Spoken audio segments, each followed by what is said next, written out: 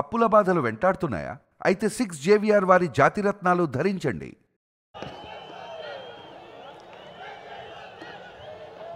జై తెలుగుదేశం, జై తెలుగుదేశం. వేదికమైనున్న గౌరవ జాతీయ పార్టీ అధ్యక్షులు చంద్రబాబు నాయుడు గారికి, రాష్ట్ర పార్టీ అధ్యక్షులు పల్లా శ్రీనన్నకి, 1982 బ్యాచ్ సీనియర్ నాయకుల దగ్గర నుంచి 20-25 జూనియర్ బ్యాచ్ల వరకు ఈ సమావేశానికి పెద్ద ఎత్తున వచ్చేసిన ప్రజలకు, నాకు ప్రాణ సమానమైన తెలుగుదేశం పార్టీ కార్యకర్తలకు మీ అందరికీ నా హృదయపూర్వక నమస్కారం.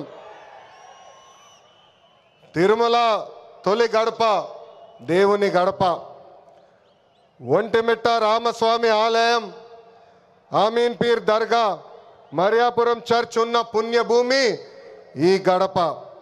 పౌరుషం, ఆత్మీయత, మహిళల్ని గౌరవిస్తాం నేర్చుకోవాల్సిన గొప్ప గడప ఈ కడప. మాస్ జాత్ర మహానాడు అదిరిపోయింది.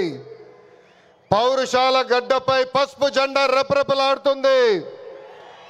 దేవుని గడప కడపలో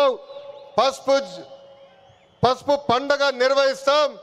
నా అదృష్టంగా నేను భావిస్తున్నా.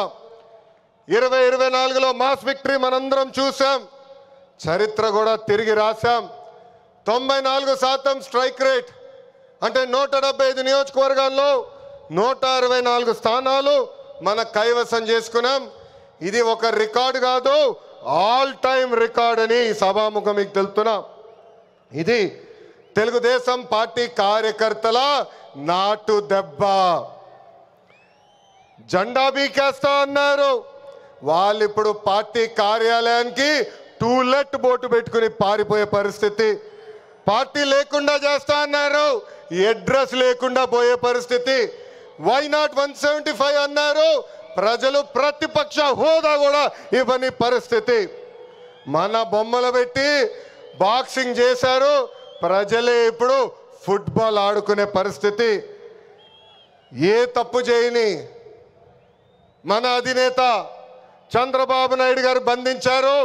ప్రజలు ఏకంగా ఆ నాయకుడిని ప్యాలెస్లో పెట్టి తాళాలేసి లాక్ చేసే పరిస్థితి.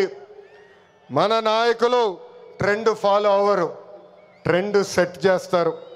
సినిమా స్క్రీన్ అయినా, పొలిటికల్ స్క్రీన్ అయినా ఆయన ఒక లెజెండ్. ఆయన పేరేంటి? విశ్వవిఖ్యాత నట సార్వభౌమ స్వర్గశ్రీ నందమూరి తారక రామారావు గారు. ఎన్టీఆర్ అంటే 3 అక్షరాలు కాదు, ఎన్టీఆర్ అంటేనే ఒక ప్రభంజనం. ఆయనే రాముడు, ఆయనే కృష్ణుడు, ఆయనే భీముడు, ఆయనే అర్జునుడు, ఆయనే కరుణుడు, ఆయనే ప్రజల గుండెల్లో దేవుడు. పార్టీ పెట్టిన 9 నెలల్లో అధికారంలోకి రావటం ఒక చరిత్ర. దేశానికి సంక్షేమం అనే పదాన్ని పరిచయం చేసిన వ్యక్తి అన్న ఎన్టీఆర్. 2 రూపాయలకి కిలో బియ్యం, 50 రూపాయలకి హార్స్ పవర్ విద్యుత్, జంతా వస్త్రాలు, పక్కా ఇల్లు, గురుకుల పాఠశాలలు, మధ్యాహ్న భోజనం, ఇట్లా చెప్పుకుంటే రోజంతా పడుతుంది.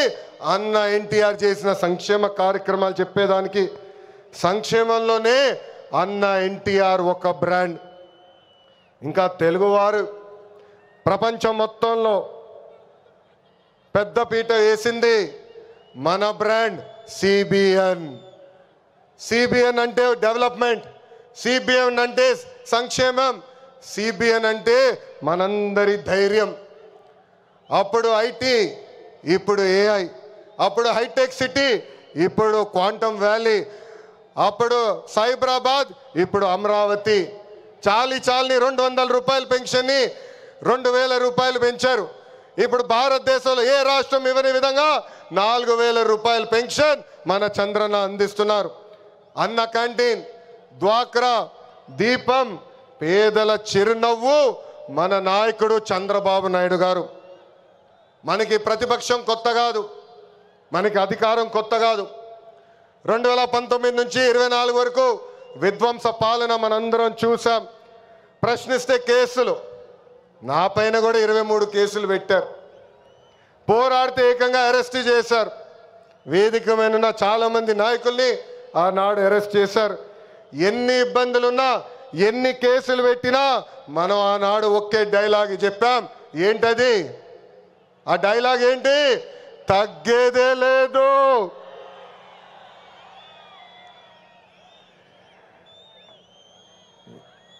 మనందరం చూసాం, ప్రత్యర్థులు దాడి చేసినా, తొడగొట్టి మీసం మిలేసిన అంజిరెడ్డి తాతనే మనందరికీ దమ్ము. కత్తితో దాడి చేసి తల నుండి రక్తం కారుతున్నా ఏకంగా పోలింగ్ బూత్లో కూర్చుని చివరి ఈవీఎం సీల్ పడే వరకు పోరాడిన మన అక్క మంజుల గారే మన ధైర్యం. కత్తి మెడపై పెట్టి వాళ్ళ నాయకుడికి ఒక్కసారి జై కొట్టమంటే జై చంద్రబాబు నాయుడు, జై తెలుగుదేశం అని ప్రాణాలు కోల్పోయిన తోట చంద్రయ్య మనందరికీ స్ఫూర్తి. వేదికమైన ఉన్నారు. పార్టీ కోసం పోరాడి ఆనాటి పాలకులు వ్యతిరేకంగా మాట్లాడినందుకు ఆయన కన్ను పొడిచి కంటి చూపు పోయినా జై తెలుగుదేశం మన గాంధీ గారే ఈరోజు మనందరి సత్తా. విధ్వంస పాలనలో రాష్ట్రం తీవ్రంగా నష్టపోయింది. ఆంధ్రప్రదేశ్ను ఏకంగా అప్పుల ప్రదేశ్గా మార్చేసింది గత ప్రభుత్వం. ఒక్క కొత్త కంపెనీ తీసుకురాకపోగా ఉన్న కంపెనీల్ని పక్క రాష్ట్రానికి తరిమేసే పరిస్థితి మనందరం చూసాం. 1000 రూపాయలు పెంచేదానికి 5 సంవత్సరాలు వాళ్ళు తీసుకున్నారు. ఏకంగా జే బ్రాండ్ లిక్కర్తో విషం కంటే ప్రమాదమైన మద్యం అందించి 30,000 మందిని చంపి 1,000 కోట్ల రూపాయలు ధనాన్ని లూటీ చేశారు. అందుకే రాష్ట్రాన్ని కాపాడుకునేదానికే కూటమి ఏర్పడింది. ప్రజల కోసం గౌరవ ప్రధానమంత్రి నరేంద్ర మోడీ గారు మన చంద్రన్న జనసేన అధినేత, నాకు అన్న సమానమైన పవనన్న, అందరూ ఎజెండాలు పక్కన పెట్టుకొని పని చేశారు. ప్రజలు మన్ని ఆశీర్వదించారు, కూటమిని ఆశీర్వదించారు. ప్రజాప్రభుత్వం ఈరోజు ఏర్పడింది. ఎన్ని ఆర్థిక ఇబ్బందులున్నా ఇచ్చిన ప్రతి హామీ కూటమి ప్రభుత్వం నిలబెట్టుకుంటూ ముందరికెళ్తుంది. దేశంలో ఏ రాష్ట్రంలో ఇవ్వని విధంగా వృద్ధులకి 4,000 రూపాయలు, వికలాంగులకి 6,000 రూపాయలు, ఏకంగా బెడ్కి పరిమితం అవుతే 15,000 రూపాయలు ప్రతి నెల పెన్షన్ ఇచ్చి ఆదుకుంటుంది కూటమి ప్రభుత్వం. దీపం పథకం కింద ప్రతి ఏటా ఉచితంగా 3 గ్యాస్ సిలిండర్లు కూడా మన ప్రభుత్వం అందజేస్తుంది. ఇంకా అన్న క్యాంటీన్లు కూడా తిరిగి ప్రారంభించాం. ఇంకా జూన్ మాసంలోనే తల్లికి వందనం కూడా మన ప్రభుత్వం ఇవ్వబోతుంది. అన్నదాత సుఖీభవ త్వరలో అమలు చేస్తున్నాం. ఆగస్ట్ 15 నుంచి మా అక్క చెల్లెలు, పెద్దమ్మ, చిన్నమ్మలు ఆర్టీసీ బస్సులో ఉచితంగా కూడా ప్రయాణించే హక్కు మన ప్రభుత్వం కల్పించబోతుంది. ఇంకా 16,347 పోస్టులతో మెగా డిఎస్సి మనం ప్రకటించుకున్నాం. జూన్ మాసంలో ఎగ్జామ్స్ నిర్వహించి ఏకంగా వచ్చే అకాడమిక్ ఇయర్కి ఉపాధ్యాయుల్ని కూడా పొజిషన్ చేస్తాం. పోయిన ఎన్నికల్లో ప్రభుత్వ ఉద్యోగస్తులందరూ కూటమి ప్రభుత్వానికి సహకరించారు. ప్రతి నెల 1వ తారీఖు నాడు వాళ్ళ జీతాలు ప్రభుత్వం చెల్లిస్తుంది. వాళ్ళకి అనేక సమస్యలు ఉన్నాయి. ఆ సమస్యలన్నీ కూడా ఒక పద్ధతి ప్రకారం కూటమి ప్రభుత్వం పరిష్కరిస్తుందని ఈ సభాముఖం వాళ్ళందరికీ తెలుపుతున్నాం. అభివృద్ధి వికేంద్రీకరణ అనేది మన ఎజెండా. మిషన్ రాయలసీమ అన్నాడు నేను ప్రకటించా. ఆ మిషన్ రాయలసీమ అమలు చేసడానికి ఈరోజు మన ప్రభుత్వం పనిచేస్తుంది. రాయలసీమను ఒక automotive, electronics, renewable energy, horticulture హబ్గా తీర్చిదిద్దుతున్నాము. ప్రకాశం జిల్లాలో రిలయన్స్ సిబిజీ ప్లాంట్స్ ఏర్పాటు చేస్తున్నాం.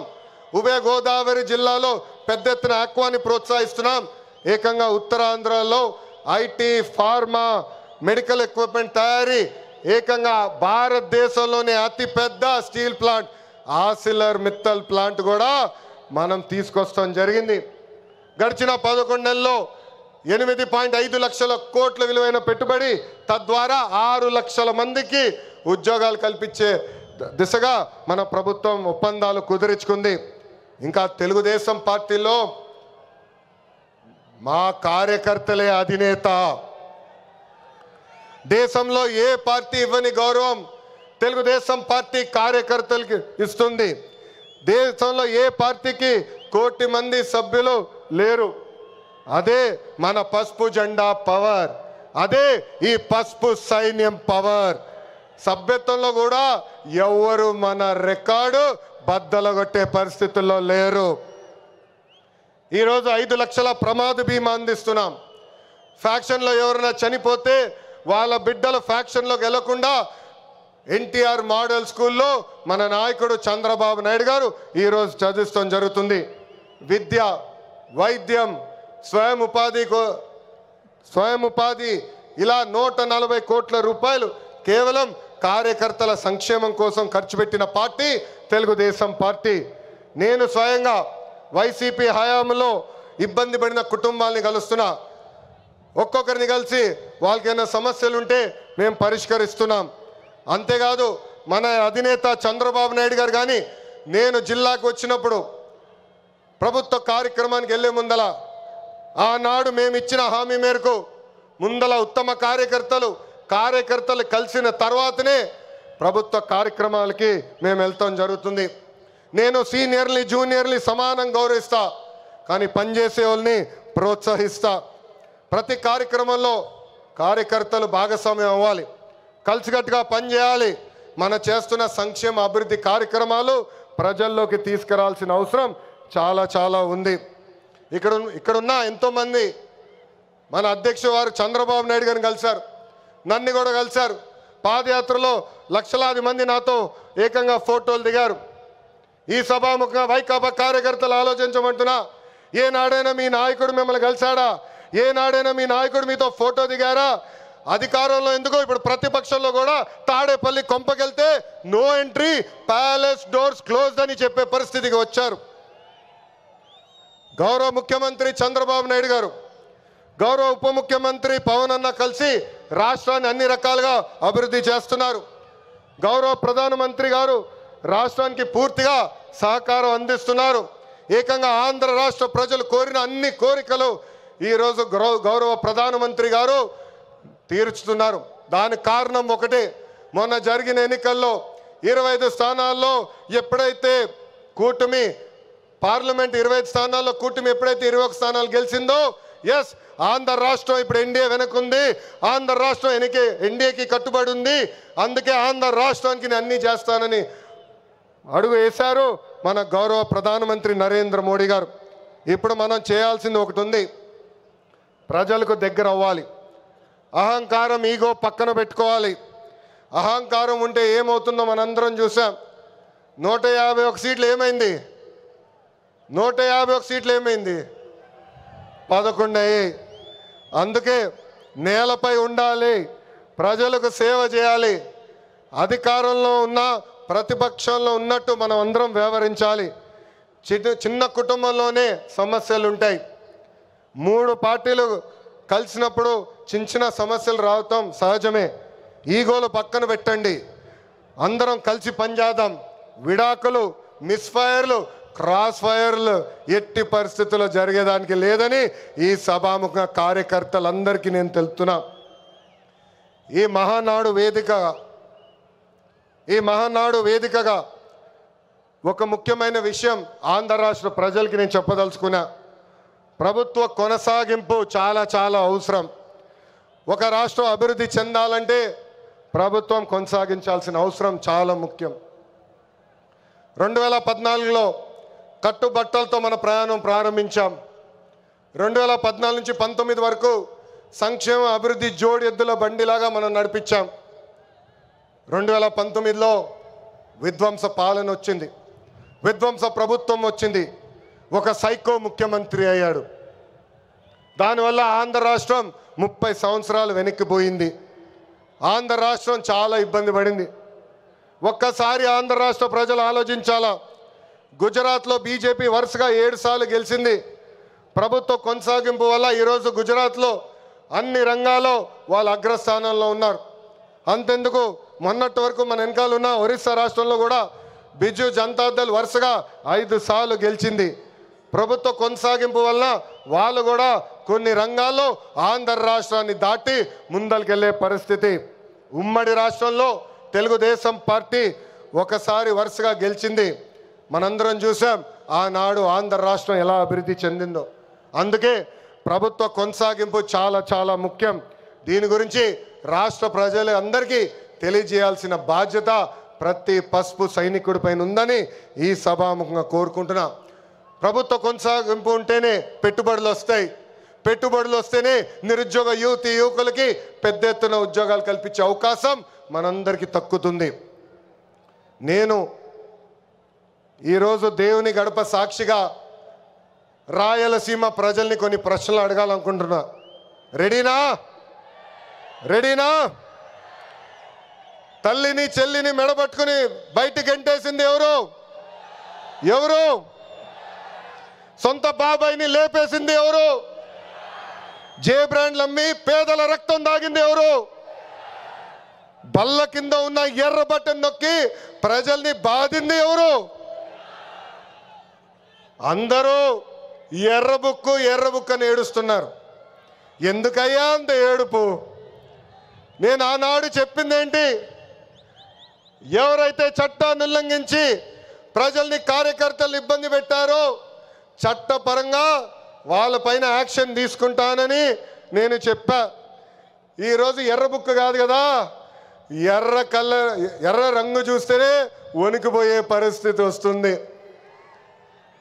ఎర్ర బుక్ అంటే ఒకడికి గుండుపోటు వచ్చింది. ఎర్ర బుక్ అంటేనే ఒకడు బాత్రూంలో కాలు జారి చెయ్యి ఎర్రగొట్టుకున్నాడు. ఇంకొకడు ఏమయ్యాడో మీ అందరికి తెలుసు. అర్థమైందా రాజా? అర్థమైందా రాజా? సమాజమే దేవాలయం, ప్రజలే దేవుళ్ళు అన్నారు అన్న ఎన్టీఆర్. అందుకే మనం 6 శాసనాలు ప్రకటించాం. తెలుగు జాతి విశ్వఖ్యాతి, స్త్రీ శక్తి, యువగలం, పేదల సేవల్లో సోషల్ రీఇంజనీరింగ్, అన్నదాతకు అండగా కార్యకర్తలే అధినేత. పాలిట్ బ్యూరో సభ్యుల దగ్గర నుంచి, వేదికమైన పెద్దల దగ్గర నుంచి, ఇక్కడున్న కార్యకర్తల వరకు ఈ 6 శాసనాలు మన శ్వాసగా బతకాలని ఈ సభాముఖంగా మిమ్మల్ని అందరినీ కోరుకుంటూ, మనకి ప్రజలు ముఖ్యం, వాళ్ళ ఆనందం వాళ్ళ సంతోషం ముఖ్యం. అహర్నిశలు కష్టపడాలా, వాళ్ళకి అందుబాటులో ఉండాలా. తిరిగి 2029లో మళ్ళీ కూటమి ప్రభుత్వాన్ని గెలిపించాలని ఈ సభాముఖంగా కార్యకర్తలందరూ తెలుపుకుంటూ, ఎప్పుడు మా ఇంటి తలుపు మీకోసం తెరిచుంటాయి. నేను మొన్నే చెప్పా, గ్రామ పార్టీలో ఏమైనా సమస్య ఉంటే మండల్ పార్టీని కలవాలి, మండల్ పార్టీలో సమస్య ఉంటే నియోజకవర్గ కమిటీని కలవాలి, వాళ్ళకి సమస్య ఉంటే ఏకంగా జిల్లా కమిటీ కలవాలి. వాళ్ళు కూడా సమస్య పరిష్కారం కాకపోతే ఎప్పుడు నవ్వుతున్న మన అధ్యక్షుల వారు పల్లా శ్రీనివాస్ గారిని కలవాలి. ఆయన వల్ల కూడా అయిపోతే మీ లోకేష్ మీకు అండగా నిలబడతారు. మీ సమస్య పరిష్కరించే బాధ్యత నేను తీసుకుంటానని పసుపు సైన్యానికి ఈ సభాముఖంగా నేను హామీ ఇస్తూ, ఈరోజు గౌరవ ముఖ్యమంత్రి గారు చంద్రబాబు నాయుడు గారు వేదిక పైన వచ్చినప్పుడు ఒక పాట పెట్టారు. ఆ క్షణంలో నాకు చాలా బాధ వేసింది. ఎందుకంటే ఆ పాట వినిన తర్వాత గౌరవ ముఖ్యమంత్రి గారిని నేను రాజమండ్రి జైల్లో మొదటిసారి కలిసిన సంఘటన గుర్తొచ్చింది. చాలా బాధ వేసింది. ప్రజల కోసం ఆయన జీవితం ఆల్మోస్ట్ పోయింది. అక్టోబర్లో 2003 బాంబ్ బ్లాస్ట్లో నక్సలైట్లు ఆయన పైన దాడి చేశారు. నాడు నేడు ఎప్పుడు ఆయన ప్రజల గురించి, ప్రజల భవిష్యత్తు గురించి ఆలోచించే వ్యక్తి. అలాంటి వ్యక్తికి ఎందుకు దేవుడు ఆనాడు ఈ పరీక్ష ఇచ్చాడా అనుకున్నా. ఇప్పుడు అర్థమైంది. తెలుగు ప్రజలు తిరిగి చంద్రబాబు నాయుడు గారు వెనక నిలబడేదానికి దేవుడు మనందరికి ఒక పరీక్ష పెట్టాడు. ఆ పరీక్ష జయించాను. అందుకే ఈ రాయలసీమ గడ్డ తెలుగుదేశం పార్టీ అడ్డ అని తెలుపుకుంటూ, నాకు ఇంత అద్భుతమైన అవకాశం ఇచ్చిన ఈ పసుపు సైన్యానికి పేరు పేరున నా హృదయపూర్వక ధన్యవాదాలు తెలుపుకుంటూ మీ అందరి దగ్గర నుంచి సెలవు తీసుకుంటున్నా. జోహార్ అన్న ఎన్టీఆర్, జోహార్ అన్న ఎన్టీఆర్. చంద్రబాబు నాయుడు గారి నాయకత్వం, చంద్రబాబు నాయుడు గారి నాయకత్వం. వందే వందే, జై హింద్.